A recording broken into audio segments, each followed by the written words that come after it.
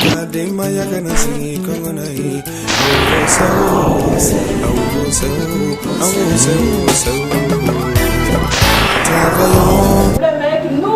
y a un problème, mais on peut faire le bonheur de quelqu'un comme son prix. Chacun a sa voie, chacun a ses objectifs. On n'a pas désespéré. Aujourd'hui, l'entreprise, l'équipe est presque reconstituée et ça se passe bien. Il y a la période aussi de vache maigre. Il y a des moments où c'est vraiment compliqué. Côté financier, c'est vraiment compliqué. On se débrouille pour assurer les charges fixes après. La particularité avec Platine Communication, c'est que au sein de l'entreprise, j'assure le déjeuner. Je mets un petit confort à leur disposition et je me dis que quand ils arrivent là, ils se débrouillent pour arriver là, il faut qu'ils ne pensent même plus à partir. Donc il y a café, il y a chocolat, il y a quoi, il y a bouffe. Je me débrouille pour ça. Donc on est au bureau, peut-être au bureau jusqu'à 22h, 23h, on ne voit même pas le temps passer. Donc ça, je mise sur ça et puis c'est important aussi pour le rendement. Il y a le symbole. Donc pour ceux qui connaissent le logo de Platine Communication, il y a le métal platine dans le logo.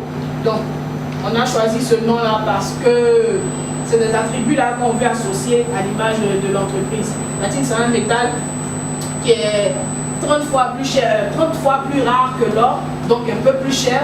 C'est un métal noble, il est résistant, il tient à l'érosion, il est inaltérable aussi. Donc on savait qu'on s'implantait sur un terrain déjà miné avec de grosses boîtes de communication, mais on a en tête que malgré les défis, malgré les challenges, on sera résistant.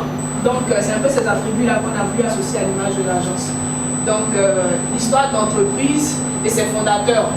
Bon, pour Apple, tout est parti d'un garage. Pour Platine Communication, c'est parti du petit bureau de la chambre. On a commencé à réfléchir, à gratter, comme on dit dans notre jargon, en chambre, rédiger, penser et tout ça, là-bas, c'est parti. Donc le temps et l'espace, Platine Communication n'est pas encore arrivé où il faut, comme il faut, mais je pense qu'on reste optimiste. Je pense que comme la vision le dit, je pense qu'on sera la référence normalement comme on voit en Afrique en ce qui concerne les agences de relations publiques. Donc voici un peu côté culture d'entreprise. Alors, au niveau de l'entrepreneuriat, on a des pannes. On nous enseigne un leadership transformationnel. On n'aime pas utiliser, je n'aime pas utiliser le mot problème. Parce qu'en Afrique, ici, quand tu dis il y a un problème, on est bloqué, on cherche plus à arriver. C'est un problème, c'est bloqué, on est bloqué. Mais quand on parle de panne, on sait que si c'est une voiture, tu vas forcément arranger pour continuer. Tu ne peux pas te bloquer, tu peux stopper. Donc des pannes, on en connaît en termes d'entrepreneuriat.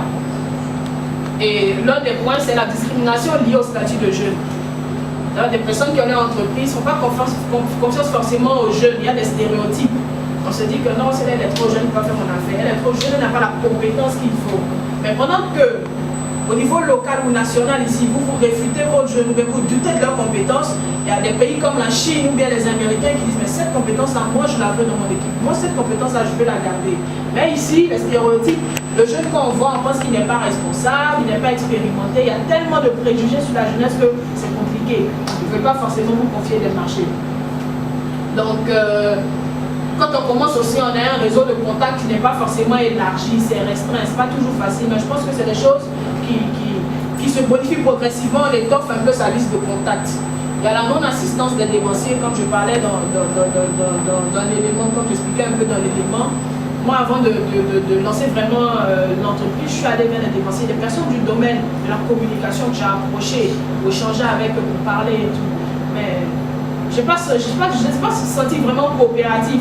Après, quand tu rappelles, non, j'ai pas le temps, j'ai pas. Mais on les voit dans des events, quand on les invite, ils viennent parler d'entrepreneuriat et tout. Mais après, en back-office, c'est différent, ils ne répondent pas. Ils ne répondent pas. Donc ils viennent, ils vendent leur image, on est grands frères, on expérimente, on va partager avec la jeunesse, mais derrière, c'est différent. Ça m'a fait comprendre qu'en réalité, je ne pourrais qu'à avancer seul finalement. Il y a le manque de formation de base dans le domaine. Donc à la base, moi je n'ai pas fait relations publiques, je n'ai pas fait communication. Mais aujourd'hui, avec la technologie et puis le niveau quand même qu'on a, c'est facile de s'intégrer. Il y a des gens qui sont allés dans des domaines qui n'ont jamais, d'autres n'ont pas réussi la formation. Mais je pense que c'est une question de volonté, d'apprentissage, de le suivra. Donc c'est un peu ça, aussi le manque d'expérience terrain, la matière et tout. La gestion de la pression. Dans mon cas, je suis un peu comme Abraham, je n'ai pas d'associé. Donc la pression est C'est toi celui qui réfléchit, c'est toi celui qui fait, c'est toi celui qui défait. Tout est sur tes épaules. C'est pas facile. C'est pas facile. Donc, équipe dissoute, donc ça aussi, c'est quelque chose qu'on a rencontré dans notre parcours. Et puis le fonctionnement sur Compoint, comme je disais, il n'y a pas de banque, il n'y a pas de grand frère derrière, il n'y a pas de gourou derrière ou de ministre derrière, rien. C'est tout moi ça, c'est ça.